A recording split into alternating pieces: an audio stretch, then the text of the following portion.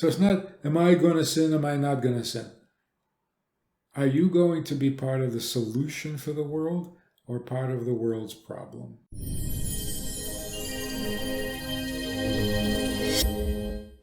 One of the cardinal principles of faith, probably in most religions, is the concept of Mashiach. The concept of Mashiach is there will come a day when somebody will arrive on the world scene who will bring peace to the world, goodness to the world, put an end to all war and to all suffering, and create a utopian life on earth. This individual is going to pick up where King Solomon left off. In other words, he is a descendant of King David. King David was given the crown in Jewish life. So the royal family in Judaism is the family of David through his son Solomon, and Mashiach will be a descendant of David and Solomon.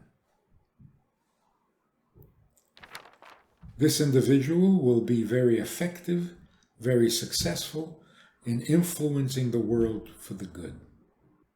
But that role, influencing the world for the good, is there only one person in all of history that does that? There will be only one person in the world who influences everyone in the world towards goodness. But on a smaller scale, there are people in history who created so much goodness for so many people that they earned the title of a regional Mashiach. Abraham had a huge effect on society. You could say he was the Mashiach of his day.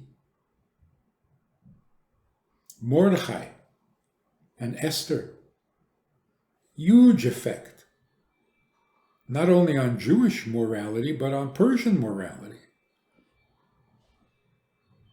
You could say they were the Mashiach of their time, of their location. So anyone who influences the world towards the better is acting like a Mashiach. And it takes many before we can get to the ultimate Mashiach. And that's why Mashiach is not here, because we haven't accumulated enough little influences to get the world ready for the big influence. So every generation has had its Mashiach.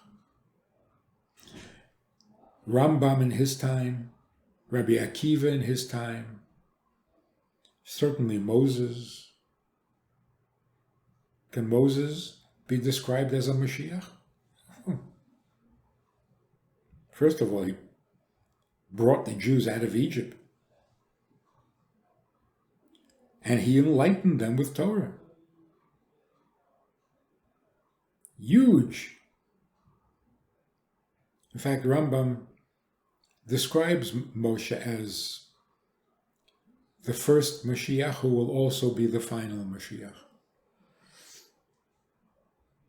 Now, in every generation, the Mashiach of that generation is a potential world-class Mashiach. So in every generation, there was a distinct possibility that the Mashiach, the ultimate Mashiach, would arrive at that time. And it would be the Mashiach of that generation. But if the time was not right, and the generation was not yet deserving, then the Mashiach of the generation made his contribution, brought the world a giant step closer, but it's not the Mashiach yet. That's why there can be so much confusion. Or, well, it looks like confusion anyway. Rabbi Akiva was convinced that Bar Kokhba was Moshiach. Absolutely, and he convinced everybody else. But it didn't happen. The world did not come to a peaceful coexistence. People did not become truly, permanently better, although there was a vast improvement which made it look like he was Mashiach. So he was, of course, the Mashiach of his generation. But sadly, he was not the Mashiach. So in Hebrew terminology, when we say Mashiach, we're not necessarily speaking about that descendant of King David who is going to bring the world to its perfection. If we're talking about him, it would be described as Melech HaMashiach, the king who is anointed. But anybody who serves God properly can be described as anointed. Every king in Israel throughout history was an anointed. Every high priest was anointed. So Mashiach literally means anointed, sanctified by being anointed with holy oil. So that gives you a position of leadership and of prominence. But there's only one King Mashiach, and he has not come yet. So the Rebbe mentioned many times, there is Mashiach, there is the Mashiach of every generation,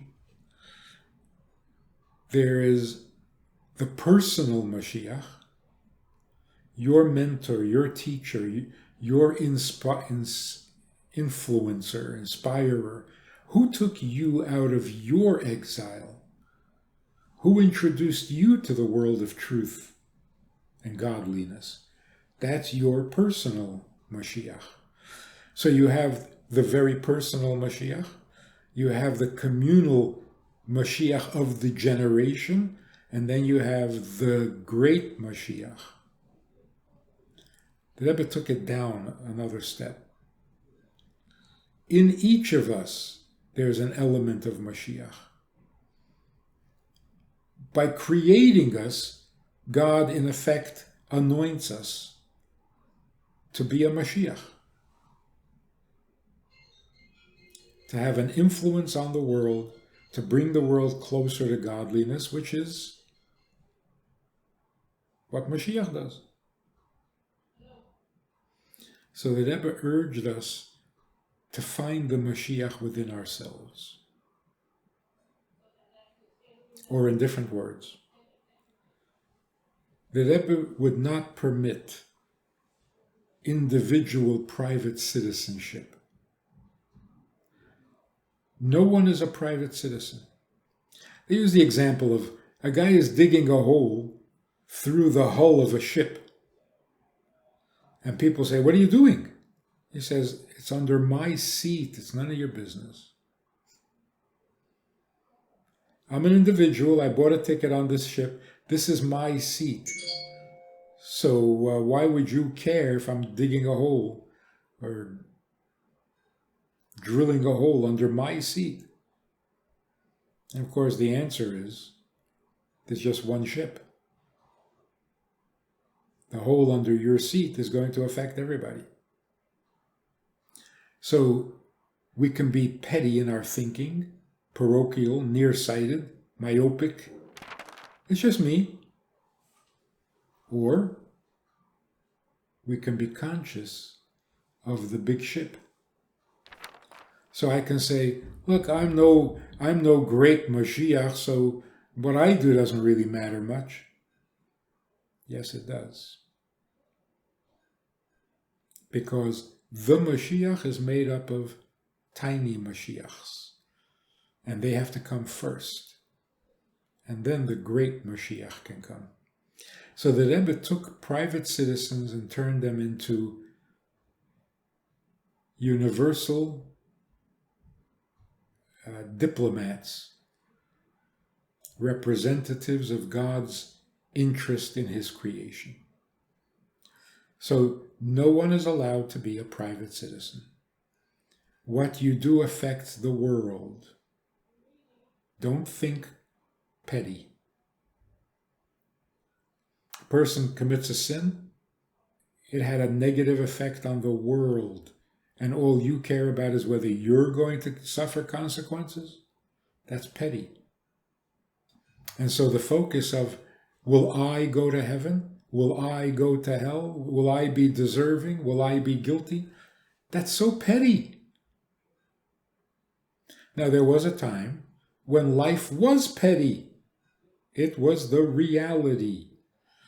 You were born in a certain town. You're going to live your life in that town. You're going to die in that town.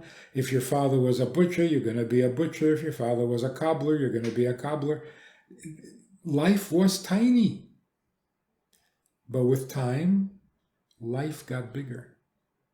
When, in the past, in history, was one person able to communicate with millions in real time? If you can communicate with millions, it means you affect millions. So now, today, being petty is completely unacceptable, unjustified. So, when a person thinks, should I sin or should I not sin? Don't think petty. It's not just about you. It's about the world. So it's not, am I going to sin, am I not going to sin? Are you going to be part of the solution for the world or part of the world's problem? It's a much bigger question. So your own faith now fades into insignificance. Will you go to heaven or will you go to hell? Really, is that the big problem? Is that the big question? There are 8 billion people in the world that you're affecting, and you're just worried about yourself? How can you be like that? So what used to be great virtue, a person introverted, devoted to self-improvement, great. Not anymore. Self-improvement. When you can improve the entire world and you choose to improve only yourself, how narcissistic can we get? And so the Rebbe, setting the tone for our generation, said, get out of your exile. Exile means you're restricted, you're limited, you have no authority, you're a stranger in a strange land. No. Get out of that mentality. The world is sensitive to what you do, say, and think. So what will you do for the world? A positive thought, a positive word, positive action, you've changed the world for the better. Negative thought, so let's think big. That prepares us for the big changes that Moshiach, the Moshiach, will bring. If you enjoyed this conversation or this topic, and you're looking for more information, or you want to hear it again from another angle, there's a way to do that. And that is in this book. It's all there. Order it from Amazon.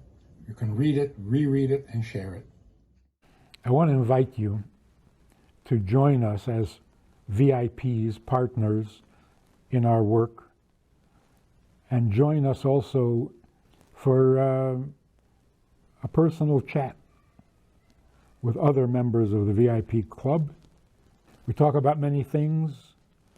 There's an opportunity to ask, to respond, to make a comment, to meet the other supporters.